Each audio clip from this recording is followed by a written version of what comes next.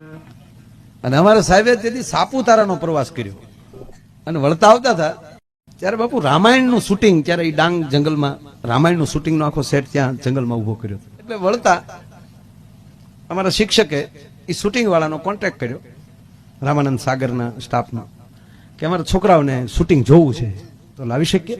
બોલા કે યસ. એને રીસ વાંદરા ઘટતા હતા. રામ રાવણનું યુદ્ધનું શૂટિંગ હતું.